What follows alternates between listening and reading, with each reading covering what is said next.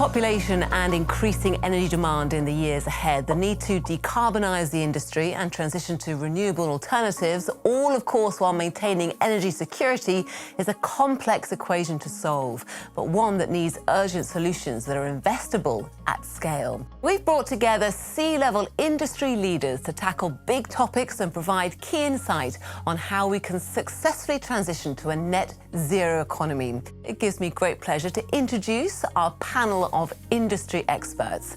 We have Francesco Starace, CEO and General Manager of Enel Group, Liv Garfield, Chief Executive of Severn Trent. Andrew Morley joins us as the Chief Executive of the Ellen MacArthur Foundation, Teresa O'Flynn, Managing Director of BlackRock, and Philip Hildebrand, Vice Chairman of BlackRock. Well, welcome everyone, and thank you again for joining us today. Transforming the energy industry requires huge amounts of investment. So how are you planning for this? So you need to put a lot of capital in order for costs to go down on the long run. But the return is quick. So you don't have to wait 10 years for these things to happen. They get built in 2 years, 3 years. That means that you have to bring this future low cost, stable outlook into the present via long-term commitment on energy sales. Utilities and other major companies have already made massive commitments to green technology and decarbonisation. But what are the main challenges that you face in transforming your sector? Most of the issue in our sector would be the amount of carbon that comes out of process emissions. We need to find a way to hold on to it, to capture it, to treat it. The second thing is fleet. We have thousands of vehicles, and all of those thousands of vehicles are big white vans that carry heavy goods. They've got to transform into electric, and yet the availability yet isn't there for the types of vehicles that we need. And the third thing, I think, is making sure that actually every nation shares some of the great things that could help transform this. How do you think we will get net zero pledges into real action?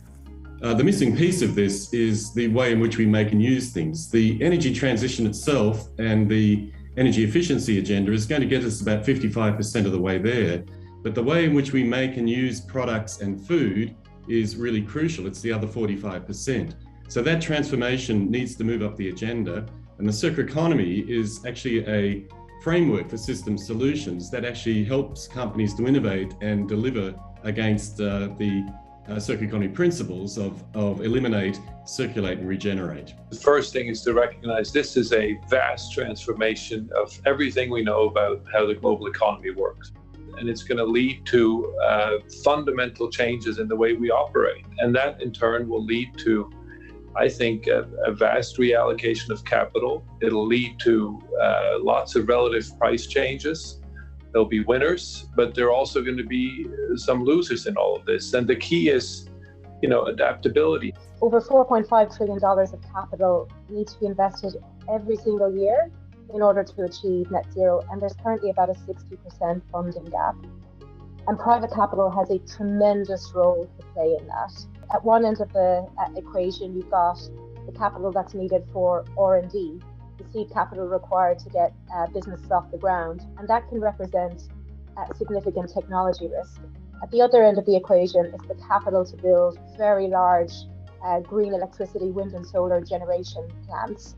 It's critical to segment the investment opportunity accordingly and match the right type of capital to the right type of risk-reward equation.